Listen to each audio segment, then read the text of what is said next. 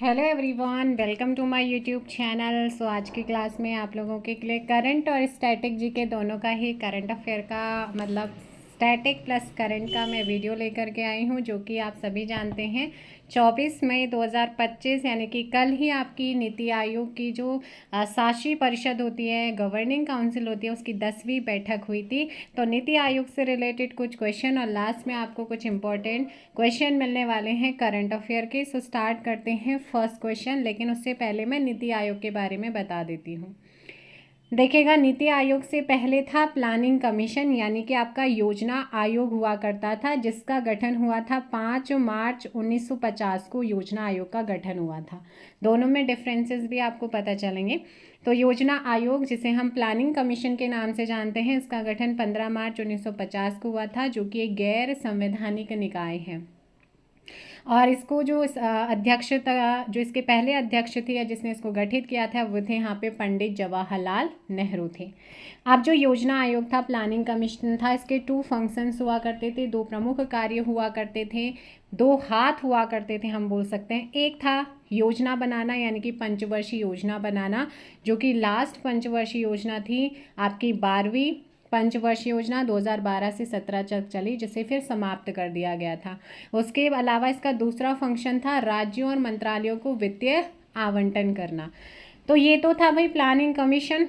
इसके बाद 1 जनवरी 2015 को इसकी जगह पे लेके आए थे नीति आयोग। कौन? नीति आयोग। अब जो नीति आयोग है, सबसे पहले ये भी एक गैर संवैधानिक निकाय है, क्योंकि उसी की जगह पे ये आया हुआ है। सो इसकी फुल फॉर्म है नीति, NITI, national institutions for transforming India. एक नॉन कॉन्स्टिट्यूशनल बॉडीज़ है या नॉन स्टैच्यूरी आपकी बॉडीज़ हैं।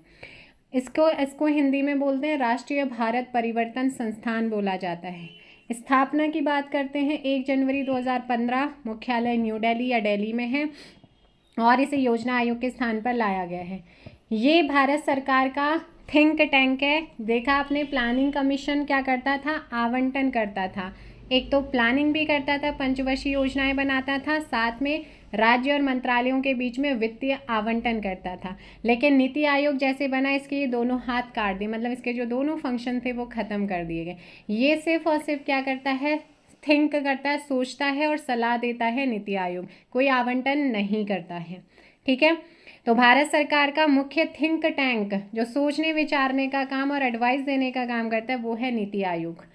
ठीक है। सबसे पहले ये भारत सरकार का थिंक टैंक कौन सा है? मुख्य थिंक टैंक नीति आयोग है। इसका काम क्या है?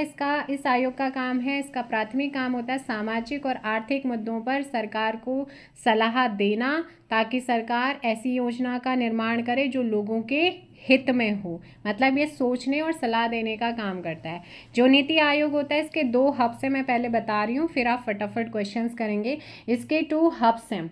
एक आता है team India hub. Team India hub में क्या होता है? राज्य और केंद्र के बीच में समन्वय स्थापित करना टीम इंडिया हब का काम होता है। दूसरा होता है नॉलेज एंड इनोवेशन हब। इसका काम होता है नीति आयोग को बेहतर बनाने के लिए काम करना, सलाह देना, एडवाइस करना। अब मैं बात करती हूँ नीति आयोग की संरचना। तो संरचना में सबसे पहले अध्यक्ष होता है। अध्यक्ष होता है भारत का प्रधानमंत्री। तो पहले प्रधानमंत्री थे मोदी और वर्तमान में भी वही हैं। उपाध्यक्ष की नियुक्ति कौन का? एक होता है उपाध्यक्ष, जिसकी नियुक्ति करता है प्राइम मिनिस्टर। पहले उपाध्यक्ष थे अरविंद पनगड़िया और वर्तमान में है सुमन कुमार बेरी। तीसरा आता है CEO। ठीक है। CEO इनके भी अपॉइंट कौन करता है? Prime minister. पहले CEO थे सिंधु श्री खुल्लर, वर्तमान में श्री BVR सुब्रमण्यम। तो इनका आपने कल सुना भी होगा, श्री BVR सुब्रमण्यम का। उन्होंने कहा था कि जो IMF के आंकड़ों के अनुसार भारत की जो अर्थव्यवस्था है वो दुनिया की 4थी अर्थव्यवस्था वाला देश बन गया है। USA, चाइना, जर्मनी, जापान को पीछा छोड़ते हुए भारत 4थी अर्थव्यवस्था वाला देश बना है IMF के अकॉर्डिंग। उन्होंने ये भी बोला है कि इन्होंने श्री BVR सुब्रमण्यम, जो कि CEO हैं नीति आयोग के, कि अगर हम ऐसे प्रॉपर तरीके से काम करते रहे तो 2-3 साल में हम तीसरी अर्थव्यवस्था बन जाएंगे विश्व की। अब CEO हो गए। इसके अलावा इसमें 5 पूर्णकालिक सदस्य होते हैं, फुल टाइम मेंबर्स होते हैं, 4 पदेन केंद्रीय मंत्री होते हैं, और गवर्निंग काउंसिल होती है। गवर्निंग काउंसिल की कल आपने 10वीं बैठक भी देखी थी। भारत के सभी मुख्यमंत्री, यूनियन टेरिटरी के सभी एलजी और प्राइम मिनिस्टर होते हैं, और कुछ विशेष आमंत्रित होते हैं, 2 अंशकालिक सदस्य भी होते हैं।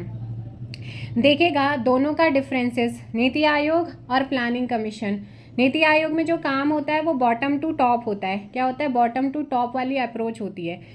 योजना आयोग में टॉप टू बॉटम होता था। टॉप टू बॉटम मतलब है सेंटर में आपका प्लानिंग कमीशन, योजना आयोग के अंदर सेंट्रल गवर्नमेंट क्या करती थी? प्लानिंग करती थी। उसके बाद यहाँ पर स्टेट्स को क्या कर दिया जाता था? वो पूरा फॉर्मेट दे दिया जाता था कि आप ये चीज़ें करिए। लेकिन यहाँ पर क्या होता है? यहाँ पर स्टेट को अपनी बात रखने का अधिकार नहीं था। लेकिन हमारा जो नीति कमीशन है यहाँ पर, इसमें आपको पता है जब काउंसिल्स की बैठक होती है गवर्निंग काउंसिल्स में, इसमें सभी राज्यों के मुख्यमंत्री और जो लेफ्टिनेंट गवर्नर होते हैं यानी कि एलजीज होते हैं यूटी के, उन सभी को शामिल किया जाता है। उन्हीं के बाद ये टॉप तक जाती है। मतलब स्टेट में स्टेट अपनी बात को रख सकता है। नीति आयोग में राज्यों की भूमिका प्रबल होती है, जबकि योजना आयोग में कोई प्रबलता नहीं दी गई थी। नीति आयोग कोई वित्तीय आवंटन नहीं करता है, वो सिर्फ सोचता है और सलाह देता है। लेकिन जो हमारा योजना आयोग था वो करता था, उसमें आवंटन होता था, वित्तीय आवंटन। तो ये सारी चीज़ें हुआ करती थी। ये डिफरेंसेस आपको बता दी गई। इसके अलावा इसके फंक्शंस क्या हैं? नीति आयोग के और क्या कार्य हैं? राष्ट्रीय विकास के लिए राज्यों की सक्रिय भागीदारी को बढ़ाना है। भारत में ग्राम स्तर पर योजनाएं बनाने के या योजना बनाने के तंत्र को डेवलप करना है। केंद्र और राज्य को राष्ट्रीय और अंतर्राष्ट्रीय मुद्दों पर एक तकनीकी सलाह भी देगा। साथ ही जो नीति आयोग है वो सहयोगपूर्ण संघवाद को बढ़ावा देता है। किसको देता है? सहयोगपूर्ण संघवाद को। तो सिंपल सी अगर मैं 4-5 वर्ड में इसको बात करूं, इसके मुख्य कार्य नीति निर्माण और सलाह देना। तो अब यहाँ पर करंट अफेयर का क्वेश्चन आपको बता दी हूँ। 24 मई 2025 भारत मंडपम में शासी परिषद यानी कि गवर्निंग काउंसिल की 10वीं बैठक हुई है, जिसकी थीम थी विकसित भारत के लिए विकसित राज्य @247, जिसमें सभी राज्य पीएम प्लस सभी राज्यों के सीएम प्लस एलजीज ने इसमें क्या लिया है?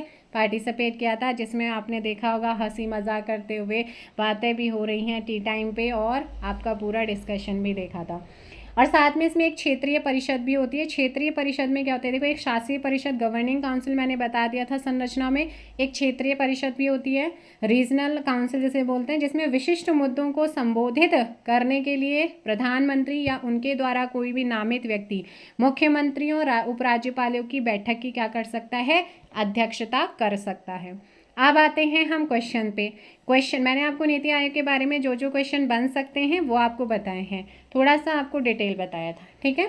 नीति आयोग का अध्यक्ष कौन होता है? तो मैंने कहा जो नीति आयोग का अध्यक्ष होता है वो प्रधानमंत्री, और वर्तमान में है मोदी जी।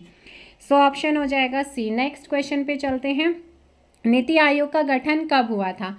तो भाई स्टार्टिंग में बताया, हमारा जो योजना आयोग है उसका गठन 15 मार्च 1950 को हुआ था, जबकि हमारा नीति आयोग का जो गठन हुआ है वो हुआ है 1 जनवरी 2015 को। तो यहाँ पर ऑप्शन क्या हो जाएगा आपका? बी। नेक्स्ट क्वेश्चन पे चलते हैं। नीति आयोग के मुख्य कार्यपालिका अधिकारी यानी कि सीईओ की नियुक्ति कौन करता है? तो सीईओ की नियुक्ति कौन करेगा? प्राइम मिनिस्टर करेंगे, प्रधानमंत्री करेंगे।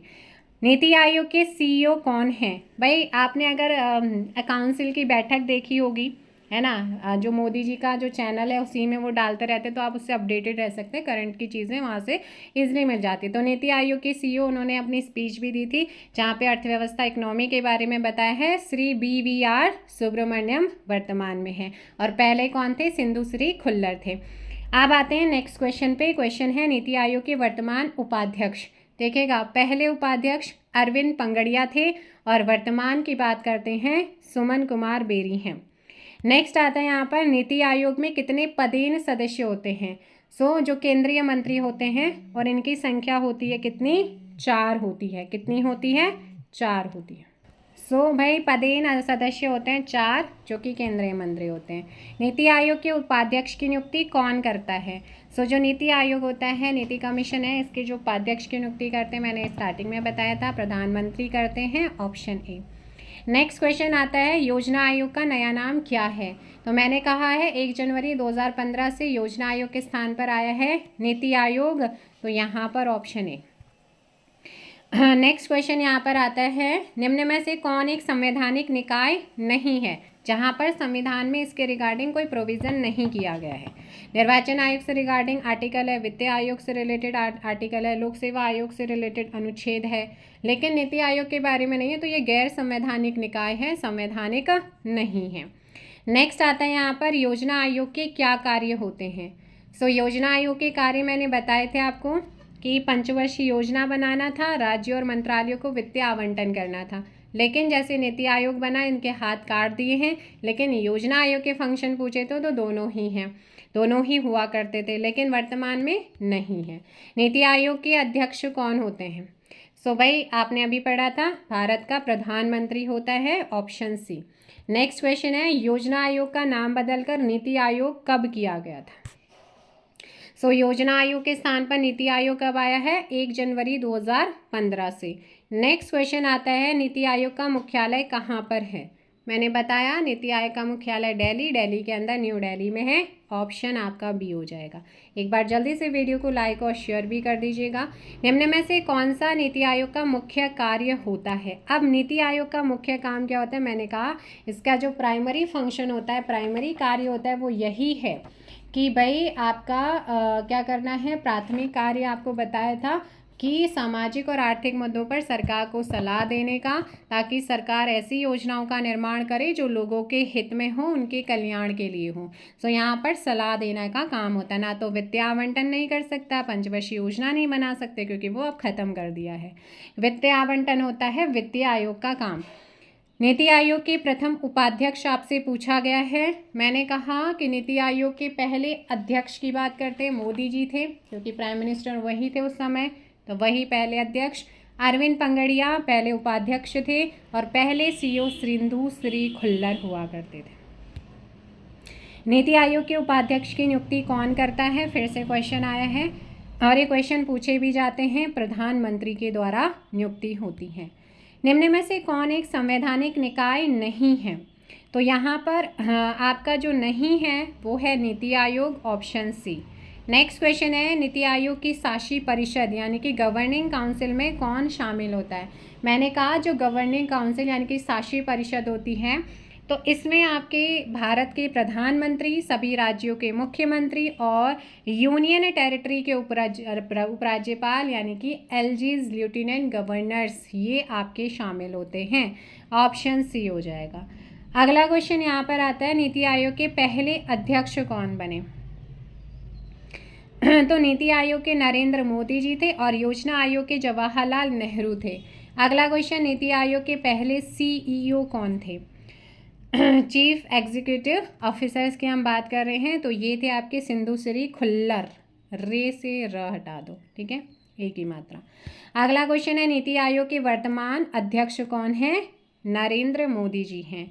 नेक्स्ट क्वेश्चन आता है नीति आयोग के वर्तमान उपाध्यक्ष आपसे पूछा गया है। उपाध्यक्ष पूछा है तो वो है सुमन के बेरी। नेक्स्ट क्वेश्चन है हाल ही में 24 मई 2025 को नीति आयोग की गवर्निंग काउंसिल की कौन सी बैठक हुई है? तो ये आपकी बैठक हुई है कौन सी? जल्दी से कमेंट कर दो भाई। 10वीं बैठक हुई है, ऑप्शन डी, जिसकी थीम थी विकसित भारत के लिए विकसित राज्य @2047 यानी कि 2047 थी, इसकी थीम रखी गई है। 2025 में नीति आयोग की 10वीं गवर्निंग काउंसिल की थीम क्या थी या विज़न क्या था आपसे पूछेगा, तो विज़न इन्होंने रखा हुआ है विकसित भारत के लिए विकसित राज्य @2047। ऑप्शन ए बिल्कुल परफेक्ट आंसर है।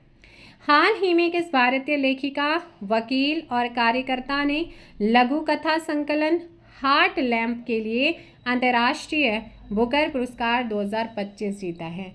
तो भाई भारतीय लेखिका हैं, वकील हैं, कार्यकर्ता हैं, जिनका नाम है बानू मुश्ताक। ऑप्शन हो जाएगा ए। इन्होंने लघु कथा संकलन हार्ट लैम्प जो है इसके लिए अंतर्राष्ट्रीय बुकर पुरस्कार जीता है। बहुत ही इंपॉर्टेंट क्वेश्चन अपकमिंग एग्जाम्स में पूछा जा सकता है। भारत का पहला पूर्ण साक्षर राज्य कौन सा बना है? तो देखो भाई भारत का देखो 2011 के सेंसस के अकॉर्डिंग हमारा केरला सबसे साक्षर राज्य है, लेकिन पहला पूर्ण साक्षर राज्य अभी जो रिसेंटली डिक्लेयर हुआ है वहाँ के मुख्यमंत्री के द्वारा, वो बना है मिजोरम। कौन बना है? मिजोरम। आइए इसके बारे में जानते हैं।